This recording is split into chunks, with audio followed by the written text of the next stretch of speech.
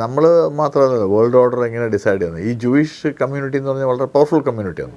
US ഏറ്റവും powerful ആയിട്ടുള്ള financial സെക്ടറും അതുപോലെ തന്നെ പൊളിറ്റിക്കൽ സ്ഥാനത്തിലും മറ്റും അത് ഇൻഫ്ലുവൻസ് ചെയ്യാൻ പറ്റുന്ന ഒരു കമ്മ്യൂണിറ്റിയാണ് ജൂയിഷ് കമ്മ്യൂണിറ്റി. ആ കമ്മ്യൂണിറ്റി ഇൻട്രസ്റ്റിനെ മറികടന്നുകൊണ്ടൊന്നും അമേരിക്ക ഒരു 2 സ്റ്റേറ്റ് തിയറിക്കൊന്നും പോകാൻ സാധ്യത വളരെ വളരെ കുറവാണ് ഇപ്പോഴത്തെ ഒരു സാഹചര്യത്തിൽ. പിന്നെ ഗ്ലോബൽ ഓർഡർ എപ്പോഴും മാറാമല്ലോ. ഗ്ലോബൽ ഓർഡറിൽ ഇപ്പം അമേരിക്കൻ്റെ ഒരു ഹെഗമണിയുണ്ട്. അമേരിക്ക ആണല്ലോ എല്ലാ വാർ തീർക്കാനും എല്ലാ കാര്യത്തിലും. നിലവിലിപ്പോൾ ഉള്ള വാറുകളെല്ലാം തീർത്തു.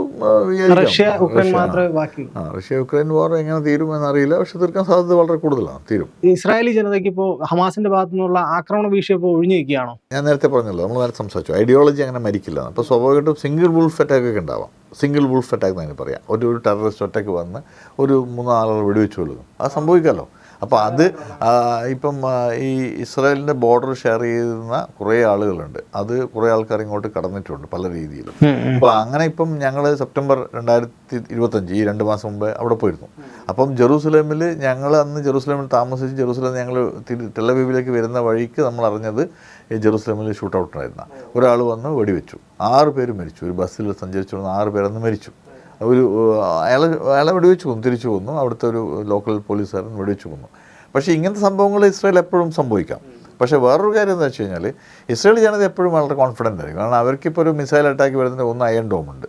രണ്ടാമത്തത് ഈ ഇവരുടെ മൊബൈൽ അലേർട്ട് ഒരു 30 സെക്കൻഡ് 40 സെക്കൻഡ് മുമ്പിലേക്ക് മൊബൈൽ അലേർട്ട് വരും. ഈ മൊബൈൽ അലേർട്ട് വന്ന് അപ്പം തന്നെ ഇവരെല്ലാം ബങ്കറിലേക്ക് പോകും. അപ്പം ചോദിക്കും ഒക്ടോബർ 7-ാം തീയതി എന്താ സംഭവിച്ചത്? ഒക്ടോബർ 7-ാം തീയതി ഒന്ന് ചെറിയ ഇൻ്റലിജൻസ് ഫെയിലിയർ അന്ന് ഉണ്ടായിട്ടുണ്ട്.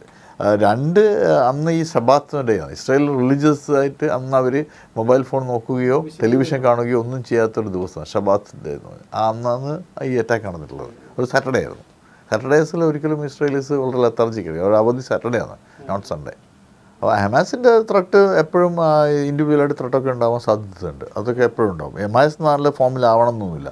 ഹമാസ് മാത്രമല്ല, Hezbollah was very powerful. Hezbollah ആയിരുന്നു വെസ്റ്റ് ബാങ്കിലുള്ള ഓർഗനൈസേഷൻ.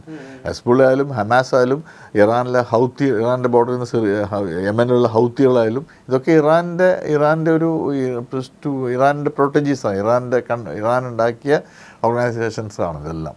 അങ്ങനെയാണ് വേൾഡ് പൊളിറ്റിക്സിൽ ഇപ്പോഴും. പക്ഷേ ഹമാസിനെ സപ്പോർട്ട് ചെയ്യുന്ന രാജ്യങ്ങൾ ഉണ്ട്. അപ്പോൾ അവരുടെ സഹായത്തോടെ ഹമാസിന് തിരിച്ചു വരാനുള്ള എന്തെങ്കിലും സാധ്യത? അല്ല, ഹമാസ് എന്തായാലും റീഗ്രൂപ്പ് ചെയ്യാൻ ശ്രമിക്കും. അത് ഉറപ്പായിട്ടും ഒരു മിലിറ്റൻ്റ് ഓർഗനൈസേഷൻ അവരുടെ ഐഡിയോളജി വെച്ച് ആൾക്കാരെ ബ്രെയിൻ വാഷ് ചെയ്ത് അല്ലെങ്കിൽ അവരുടെ കോസിന് വേണ്ടി ബ്രെയിൻ വാഷ് നമ്മൾ പറയുന്നതാണ്. അങ്ങനെ ആയിരിക്കണമെന്നില്ല മറ്റൊരാളുടെ ഒരു പെർസ്പെക്റ്റീവ്.